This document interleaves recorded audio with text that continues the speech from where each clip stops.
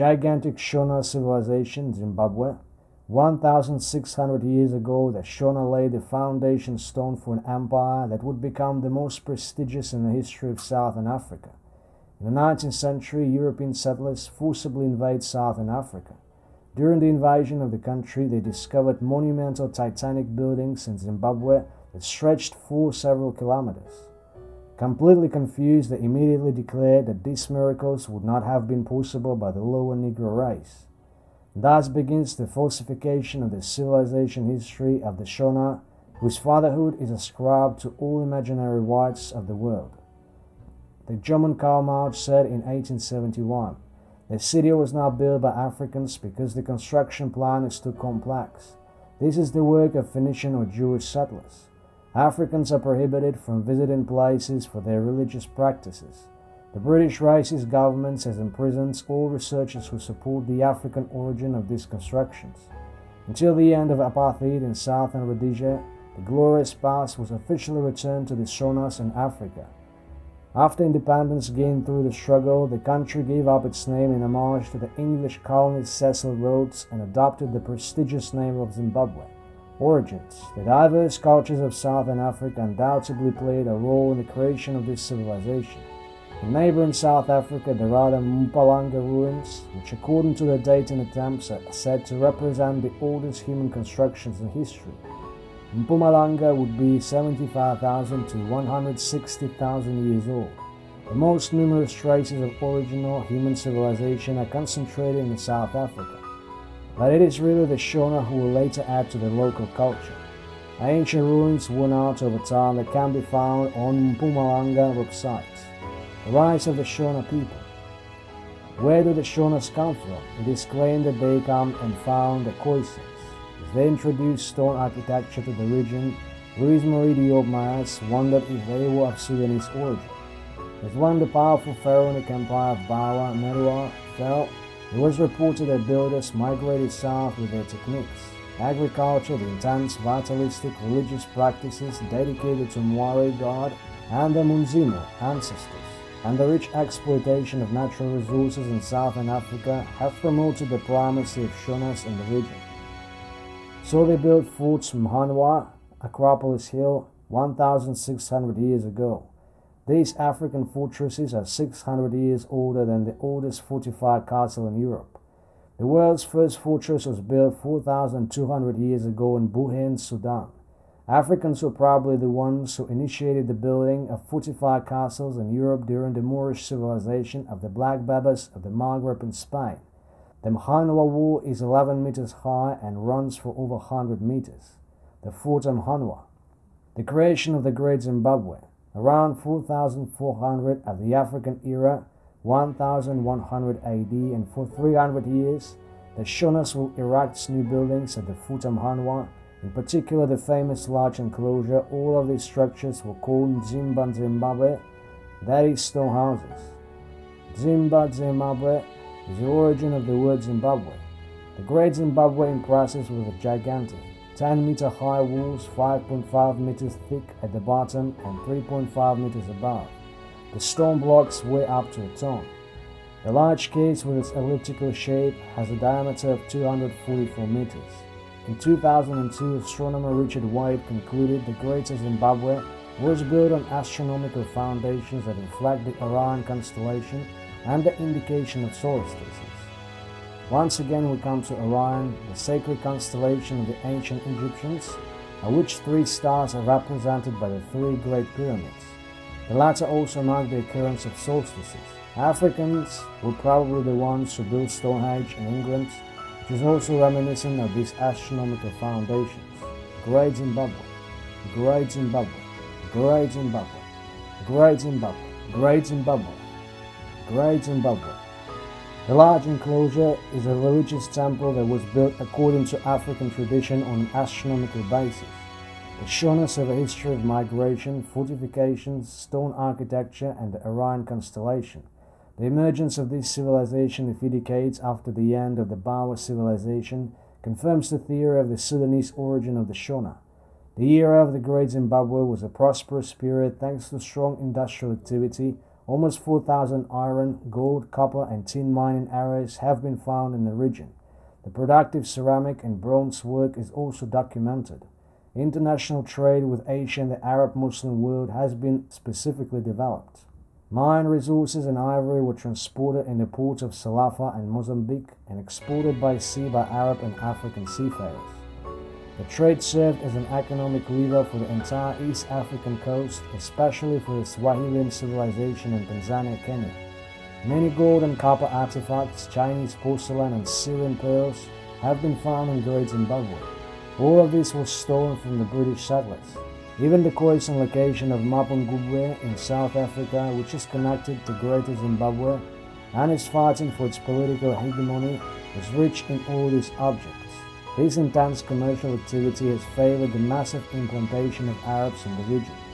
Mapungubwe sculptures covered with gold foil. The Mwene Mutsapa, the peak. In the 15th century, Arab traders took over the Mozambican ports and even conquered areas to the borders of the Zambezi River. Their growing influence posed a threat to the locals. Nyatsimba Mutota, a king from the Vakaranga clan, will manage to unite the local tribes to drive the Arabs out by force.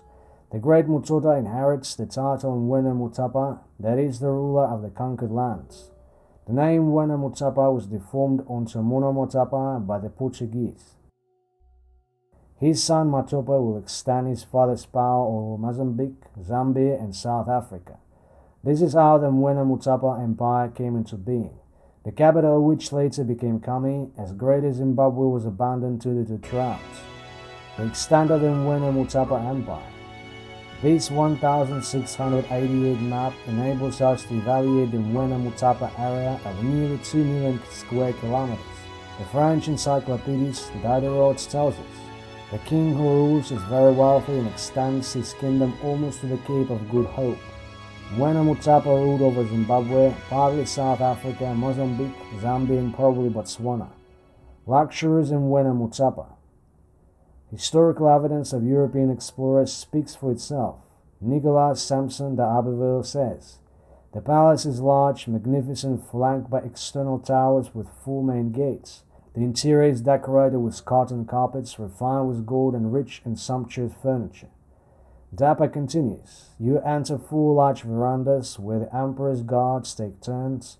The outside is fortified with towers and the inside is divided into several spacious rooms furnished with cotton carpets, in which the vividness of the colors increases the price for the brilliance of gold. The gilded chairs painted and enameled with ivory-colored candlesticks hanging on the silver chains are one of the beauties of these magnificent apartments. His dishes are made of porcelain and surrounded by golden branches. In Mono Mutapa, the kings do not change their fashion. They wear a long silk dress in the country. They wear a bell hook embedded in ivory on one side. The common people dress with cotton cloths and the great Indian people with gold embroidery. On arrival at the ports of Salafa in what is now Mozambique, the Europeans testified, 2 Senhors from the country came to us very proud. They did not appreciate what we gave them. One of them wore a cloak with embroidered silk fringes, and the other was made entirely of green silk. We understood from their signs that a young man who was with them had come from a distant land and had already seen large boats like ours. Kami ruins. Kami. Dholo, dholo, dholo. The ruins are hundreds and several kilometers long. The decline of the Shona civilization. This brilliant civilization died under the severe blows of the attacks by the Portuguese during the European slave trade. The resistance was absolutely heroic. This has been explained in detail here. Carthage was a black civilization. Who built the brilliant civilization that is in Tunisia today? What was the phenotype of the men and women who built these ports that dominated the Western Mediterranean? What were the people who ruled over Spain, from whom came the regent Hannibal, who almost destroyed the Roman Empire? The Carthaginians came from Jahir, Phoenicia, and the Phoenicians told us where they came from. In addition, the Swiss anthropologists Eugene Pitard and the French Stéphane Guzel, Lucien Berthelon and Anas Chantre opened the sarcophagus at the turn of the century, collected the Carthaginian bodies and analyzed the skull found. Your conclusions, as we shall see, are unquestionable. 3D reconstruction of Carthage, unknown author. Phoenicians, the ancestors of the Carthaginians, lay down their origin in Africa, the borders of Egypt, in ancient texts of Ras Shamra. Their religion, which was the same as that of the Carthaginians, was copied by the gods of the Egyptian pantheon. Phoenicians at the time were black people who lived in the Middle East. It was these Phoenicians who civilized Europe by introducing writing in Greece around 2786 of the African era, that is 1450 before the Christian era, and in 3414 they founded Carthage. Before reading the conclusions of European anthropologists, it is first necessary to know the difference between a white skull, be it Semitic or European, and a black one. The black one is long from front to back. This is called dolichocephalism. It is pushed the jaw forward. It's called prognathism. It also has a shorter face. The white one has a short head from front to back. It is brachycephalic. Its jaw is perpendicular to the same line as the forehead. It is called orthognathy. After all, it has a longer face. The left, the black skull, is prognathism, is dolichocephalic with a short face. On the right, the white skull is orthognotism, is a brachycephalic with a long face. Knowing the Phoenicians, who were great merchants and civilians, were everywhere in the Mediterranean, we found their skulls almost everywhere, and this is a description of the Swiss anthropologist Eugene Pitard, 1867-1962, founder of the Ethnological Museum and the first prize winner of the Chair of Anthropology at the University of Geneva, on the skulls found in Syracuse, Italy. The skulls examined were pressed onto the temples, in an almost rhombic shape, a very prominent dental clothing in well conditions. They are dolichocephalic and prognostic, which is a characteristic of the buried face, skull west of Syracuse.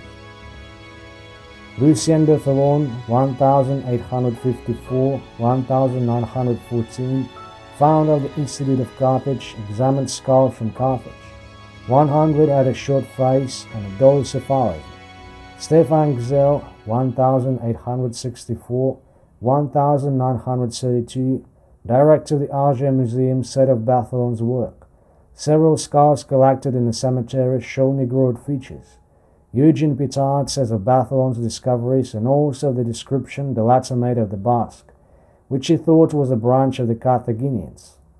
He gave to man that he would give to the present day living descendants of the ancient Carthaginians stopped, and described the following. These people had brown skin, not to say black, which has to do with the fact that the Phoenicians painted their statues a brownish red color to mimic the color of the tenement. Their nose is sometimes slightly concave. It is very often flashy and sometimes loaded with the point of its noses. The mouth is medium in size, sometimes large. The lips are very often thick, and the cheekbones are low. Bartholon said of a sarcophagus belonging to the elite member, another sarcophagus, number 4, which was found at the bottom of a 14-meter deep well, contained, along with rich funerary furniture, a female skeleton, which is a Negroid, had a low skull, a domed and ogival, macromesic eye socket, an almost platyrrhinic flat nose, an average prognathism, with a dental arch, curve that is almost parabolic. Carthaginian colons. And Pitard closed the subject by describing the members of the Carthaginian elite as follows. Other bones found in puny Carthage that were brought to the Museum of Laveran came from and in all likelihood belonged to the people who discovered the sarcophagus, in particular to the Carthaginian elite. The skulls are almost dolichocephalic and have a fairly short face. We can see that the Carthaginian burial rituals were similar to those of the Egyptians. He concluded by saying the following about the great priestess of Tanit, one of the most important figures of Carthage. Those who have visited the Laveran Museum in Carthage in recent years remember this magnificent sarcophagus of the priestess of Tanit, discovered by Professor Delattre. This sarcophagus, which is the most adorned, the most artistic of all that has been discovered, and the external image, which is probably the goddess herself, must have been the tomb of a very highly religious person, but the woman who was buried in it represented Negroid features. She was of African. As for Stefan Gzell, he includes the following anthropological analysis of the skeletons found in Carthage. which prove that there is no racial or ethnic unity. The Semitic type, white Berber, characterized by a round face, one thin aquiline nose, was not found in Carthage. On the other hand, the dolichocephalic type of a short face, a more elongated body is that the legs are a common feature of the skeletons in Lebanon and Syria, according to the Phoenicians, who were also Negroes. The majority of the Carthaginian population was Negroid.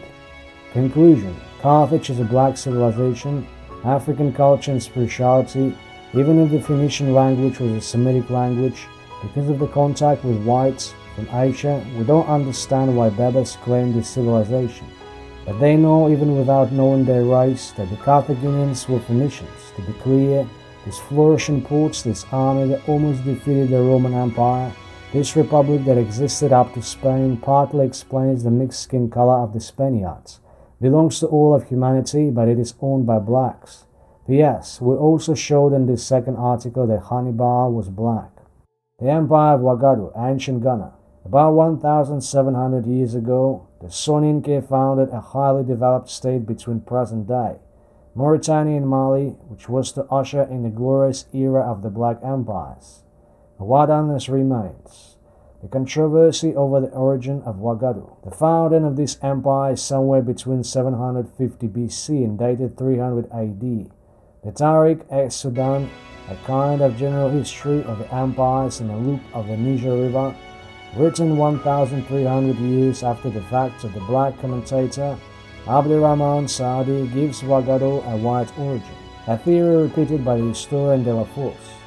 The problem with this theory is that the identity of these white peoples is not only properly clarified so that we can look for a possible way of their arrival in Africa and confirm their presence, but the foundations of the empire are also strictly African.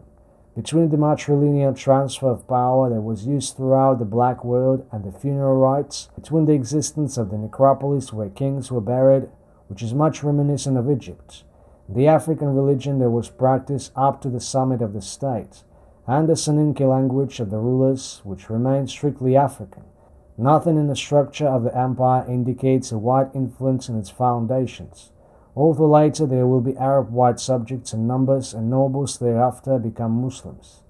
Should we see in Saadi's writings the alienation that affects many black Muslims who invent for themselves a white origin in Arabia? Maybe.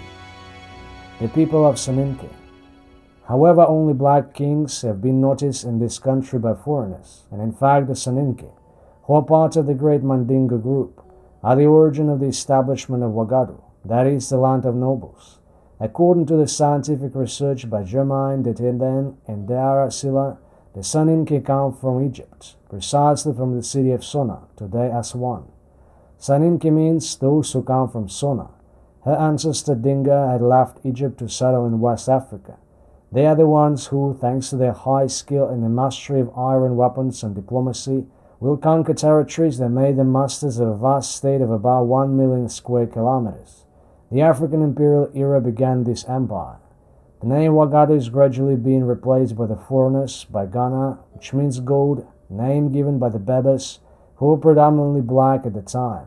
After gaining independence for his country through a violent struggle, President Kwame Nkrumah named his country Ghana in homage to his brilliant ancient states, although present day and ancient Ghana do not share a common territory.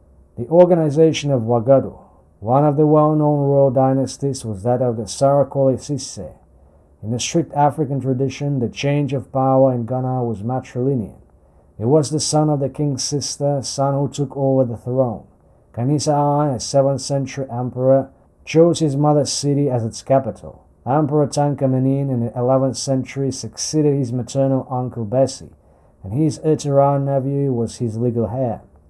The king was at the head of a real government with ministers. He had governors who were actually black and ruled the big cities, even those with an important white Muslim population. There was an elaborate tax system that built trade in national goods, mostly foreigners. Wadane. The kingdom's greatest wealth was gold mining, which was of unimaginable wealth, so much so that the metal would no longer be valuable. Wagado was later equated with gold. The Arab traveler Ibn Hakwai, who had visited the Arab world, Asia and Europe, did not hesitate to say at the time of the emperor, He is the richest because of the gold in the world. Was Wagado the richest state in the world, just like Mali afterwards? The agricultural and breeding products were abundant. The green, the forests, the lakes were everywhere. The negotiating points in the swarming markets was gold powder. The country was defended by 200,000 soldiers, including 40,000 archers. His wealth and power were already known in Baghdad, the capital of the Arab world and the most important city in the world. The life of the Kaya Magan, or Tankara emperor, was regulated like that of the Pharaoh of Egypt. In the morning, he went through his capital on horseback, followed by a whole meal preceded by giraffes and elephants. Every plaintiff could then turn to him to present his case, which he immediately settled. In the afternoon, he drove the same route alone, and no one could speak to him. The architecture of the Wagado Empire. The Arab scholar of Spain, Bekri, left us a description of the cities of Ghana in the 11th century. According to the African-American historian Williams, he literally refers to them as cities in stone. There were two large cities, including one inhabited by legal advisors, scholars, and Arab and Berber traders. It was within 6,000 miles of the vitalistic, animistic capital, surrounded by sacred forests, where kings were buried and held by vitalistic priests. The emperor lived in a fortified castle adorned with sculptures, paints, and glass windows. He sat on a rose gold throne to look at 10,000 of his subjects invited to eat at the palace every day. We can imagine the size of a palace that can accommodate 10,000 guests for dinner. The number 10,000 may be hyperbolic, but it suggests that the palace was enormous. Both cities were connected by a wide avenue lined with houses made of stone and wood. In 1914, French explorers discovered the remains of this civilization under the sands of Mauritania, and it was described. As a Burkinabe historian, Joseph Kizerbo said, walls built from blocks of slate and rice at very precise angles, reinforced by columns, streets with net lines and side streets, the floor of all parts carefully paved with large slabs of slate 2 meters in length, a staircase that leads to the first or second floor. The luxurious farm life in Wagado Bekri also tells us about the Wagado monarchy. The emperor, the supposed heir, the dignitaries literally covered themselves with gold. Pages, horses, dogs from Tunkara or Kaya Magan were also covered with it. Only he and the heir, his sister's son, had the right to cart and sow. Other people who followed the same religion as the Tankara tradition wore silk, cotton loincloths, or brocade, depending on their resources. Men had their beards shaved and women their heads. The king's hairstyle consisted of several golden hats surrounded by very fine cotton fabrics. Tagant. When he listened to the people to hear and resolve their complaints, he kept the yard in a family house in which 10 horses, covered with caparifications made of gold materials, were tied up. 10 pages of shields and golden swords stood behind him. The sons of his kingdom of princes stood on his right, clad in splendid clothes, their hair braided and mixed with some gold. The governor of the city sat on the floor in front of the king and viziers. That is, the secretaries stood around in the same position. The door of the family house was guarded by dogs of an excellent breed that almost never left the king. They wore gold and silver necklaces with small bells made of the same metals. The sound of a drum deba made from a dark piece of wood heralded the opening of the session. People rushed, clapped their hands, pot dust on their heads, and revealed their heads. Second, the reasons for Wagado's decline. Wagado's decline began in the 11th century. The first reason for the decline is a drought. The beautiful green that Bekri spoke of had been replaced by a desert. The second reason of the invasion of the country by the Almoravid movements of the Islamized Black Berbers, who committed looting and barbaric actions over a period of about 10 years and seriously weakened the empire.